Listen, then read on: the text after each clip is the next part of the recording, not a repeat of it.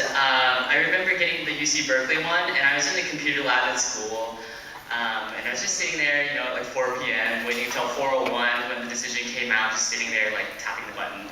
And I logged in, and I was like, congratulations. So I was like, yes, oh man, this is awesome. And then I was like, you have been accepted to the spring 2010 semester. So I was like, oh. I don't know what that means.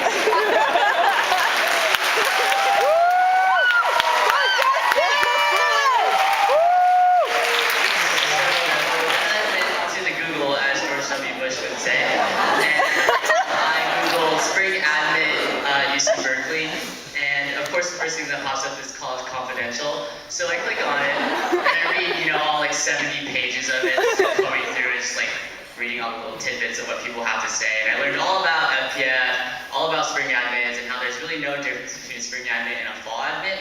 So I was really excited for that. And then I was like, okay, cool. I logged out, and I drove back home, and I was like, okay, wait for the next decisions to come out. And yeah, so fast forward a little bit more to about spring break time. My mom had actually moved to Washington, D.C., and my dad lived in South San Diego, so I was commuting up to North San Diego. It was like about a half an hour drive every day to school for my senior year of high school. So that was a little tough on me, and I was still trying to decide which college to go to at the time. And my mom wanted me to go out for spring break, so I was like, okay, cool, I'll fly out to Washington, D.C. for spring break.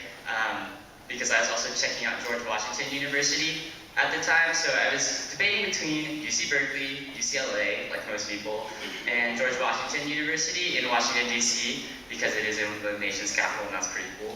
So I got to go to a reception there, and it had all kinds of stuff. It's also known as the most expensive university in the nation, so they have like pastries and cake and like bars and stuff. So that was really cool. But it definitely wasn't for me. It was rainy, it was dreary, and I didn't like it at all. And I knew at CalSO that I wanted to be a CalSO counselor, so I'm really excited that I get to be one and I get to talk to you all. I remember during my CalSO, one of the counselors stood up and they did the X thing, and I was just like, oh my gosh, that's so cool. So I definitely used that a lot during my FPF semester, and you definitely should too. Yeah, okay. So fast forward a little bit more to move-in day, or a little bit before move-in day. I was sitting at home and I was buying my tickets for the flight up from San Diego to UC Berkeley. And I was sitting there, on Southwest, because they had the cheapest flights. Yeah, I was sitting on Southwest, like buying my ticket, and my dad walks in the room. He's like, "What are you doing?" And like I said, I don't have the best relationship with my parents, so I was like, "I'm buying my ticket, to go off to college, no big deal." And he was like, "Wait, I want to go with you." And I was like, "Oh no, I was just like, I was so touched because even though my dad hadn't been with me after the divorce, it was really nice to just know that he was there for me and that he just wanted to support me even though we weren't that close. And it was just really, really touching for me, and I really appreciated that from him. So I bought his ticket too, and we flew up to UC Berkeley. I got off my Southwest flight, took Air BART to the BART station, took BART to UC Berkeley, to the downtown Berkeley's BART station, and I got off and I had 2 bags. That's all I had. I had 2 bags because I don't have a lot of stuff. I don't like having a lot of stuff. And I rolled up the street to Unit 1 where I was living, and I watched all these people with all their move-in stuff, with their underwear on the sidewalk and their mini fridges and all their stuff, and I was just like, okay, that's weird. And I brought my 2 bags up to my floor, and I just unpacked all my stuff. And then, I don't know if you're gonna have this, but I had this really awkward moment with my dad where it was just silent for a little bit. It's like, this is a little bit awkward, so I was like, okay, I guess you should go now. I'll miss you a lot. And like I said, I was really touched that he wanted to come with me, but I also kind of, wanted to get on my own as well. So I was like, okay, bye, Dad. And he's like, okay, bye. And it was super anticlimactic. You know how in the movies they make it so sad and sappy, and moms are crying and stuff like that. My dad was just like, okay, bye, I'll see you later.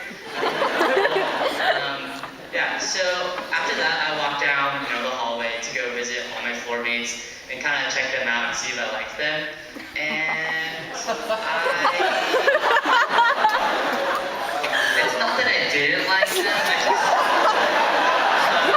just didn't really get, like, we didn't see eye to eye. So they like to play video games a lot, and I am a lot more active than that, so I like going and hanging out like other places like around the city. So for me, it was more about exploring the city. So I didn't really get along with my floor mates, and that kind of set the tone for the rest of the year. So I didn't really have the greatest relationship with my floor mates or my roommates for that matter. So I ended up hanging out with a lot of kids from my high school. There were 60 of us coming here. Some are sitting in the back over there, so that's really they're here. And they were my good friends in high school, and I'm so glad that they were here as well, for me to hang out. And yeah, so that's how my first week started. And of course, there were classes too, because we're also here for class, right? Magic. Okay, so I'm going to talk a little bit about my classes now. So like I said, I was a fall program for freshman student, just like all of you. And I took some classes. So I took R1A with Karen Boris-Roth. So I remember the first day of this class taking the diagnostic exam and being like, oh wow, this is so cool, I'm gonna do so well on this. I got it back like the next day. And it just said, see me in office hours. It had no grade on it, it said, see me in office hours. And I was like, oh, what do I do? Like, I just did really horrible on this. And I look around at everyone else's paper, and they also say, well, first you prefaced it by saying, you know, like, don't show each other your grades, blah, blah, blah. And then I looked at everyone else's, and they were like, see me in office hours. I was like, what is she hiding? I went into office hours, and this class was actually really great for me because it taught me how to use office hours and to really build a relationship with my professors. So yeah, I think she was just doing that so that I would learn how to use office hours, not to spite me or anything like that, or to spite my classmates. So if you have that, kind of keep that in mind. I also took Anthropology 1, which is Introduction to Biological Anthropology. So this class was not my favorite. I learned a lot about monkeys, and bonobos, and chimpanzees, and fossils, and human bones, and stuff like that, but I just not into monkeys like that. And it was a lot of memorization, and it's just too much for me. So that class definitely was the most difficult class for me. It's taken with Richards, and I just was not in for it. I also take Astronomy 10, which is Introduction to Astronomy. I took it with Professor Sperling.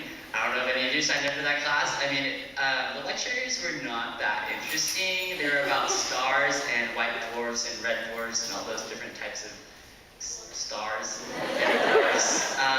So that wasn't that interesting. But there was a field component of the class, which was really interesting. So they sent us up to an observatory on Stevens Hall and also to one up on Lawrence Hall of Science, and we got to map out constellations and look at stars, so that was really neat. I wasn't expecting a class to be like that because I didn't have that in high school. I also took SPOM 50 AC, which is Environmental Science Policy and Management 50 AC. It's taken with Professor Spryer in FPF, and he's also a lecturer on our campus at UC Berkeley, and he was pretty cool. He was so passionate about the subject he was teaching, and it was a subject that I had no idea what it was about. It was basically the impact of different ethnic groups on the environment within the United States, and it was just something so interesting. I didn't want to major in it, but it was really interesting, and you'll find that with classes here. Overall, FPF was just a really great experience for me. I got to know all my professors really well because the classes were so small, and more importantly, I got to know a lot of FPF students who are still my best friends today. So kind of look around because these people are going to be your best friends like next week. So get to know them. And yeah, in the spring I moved over to the campus and I took Economics 1, which is Introduction to Economics. I forgot to tell you that I didn't know what I was majoring in coming in here. I was really, really confused, and I know a lot of you are too, and it's okay to be confused. I took Economics 1 just because I thought I might be interested in it, and I loved it. It was taken with Professor Only. She's one of the best professors on our campus, and every time the Okay, so every class she would walk around in the front row and shake everyone's hand. It was the cutest thing to watch this woman just walk around like, hi, how are you? It was really cool. And I really loved that class. The information was just so great. I also took Math 16B. I kind of wanted to keep my options open. I didn't really know what I wanted to do, and I thought math would really help me out. And I had taken math before, so that wasn't too difficult. But yeah, I took math again. And I took philosophy 12A. Oh, okay, so this it's introduction to logic. And I thought it would be more like, oh, logic, like I'm going to think about things and like know how to think and stuff like that. And it was introduction to logic, which is like proofs. If you've ever done proofs in like geometry or math or something like that, yeah, that's what I'm saying. Not good, and I was not ready for that. So that class wasn't that great for me. I also take History 7B, which is American history from Civil War to the present, and it was a really great class too. And I did want to major in history after that class, but it was still really interesting, like kind of like the SBM class. It was really interesting, but I didn't want to major in it, and it was a great class. You should take it. Overall, transitioning from FPF to the campus, it was really difficult actually, because in FPF my biggest class was maybe S150AC, which had 100 students, and then my biggest class in the spring at campus was Economics 1, which had 750 students. So yeah, it was interesting. I didn't have that one-on-one attention, so I had to actually go seek help when I was on campus, whereas in FPF I had help like at my fingertips. Yeah. So, I'm trying to think where I want to go with this now. Okay, yeah. So, in terms of my involvements, I got involved in the campus magazine my first semester on campus. I was a design editor for Caliber magazine, it's our lifestyle magazine on campus, and it's something that I loved from high school, something I really loved in high school. And I just wanted to do it again because I thought it would have that same, like, funness to it. And it was great, and I just kind of did it my whole year, and it didn't have the same, like, zeal to it as it did in high school. But it was still fun. I also got a work-study job in the College of Engineering in the Marketing and Communications department. Same thing, type of journalism-y stuff, even though I don't want to pursue that as a career. I kind of thought it would be fun. And it also paid my bills, so that was cool. And something that I really struggled with actually was my first semester here, I really felt alone. I thought a lot of my high school friends were branching out, meeting new people, and I was still kind of stuck in my own little bubble. I was so used to being independent, like I said, but I was never used to being alone, and that was really tough for me my first semester. So going into my second semester, I had a commitment to myself to just find a community on our campus, a community that would support me, a community that would help me out when I did feel alone. And one day, one of my friends actually invited me to a restaurant at a fraternity, and I was thinking, oh my gosh, a fraternity like in the movies is going to be like crazy. And it actually turned out to be the opposite. I met people who cared about their academics, who cared about their future goals, and more importantly, they cared about each other, and that was exactly what I needed, especially after my first semester, and it was just so hard for me. And after meeting all these great people, I decided to pledge, and I spent the semester, actually my spring semester, getting to know people that were part of the fraternity, and I wouldn't do it any other way. Especially that semester, I loved my fraternity so much, and they gave me the support that I needed, and it really helped me out.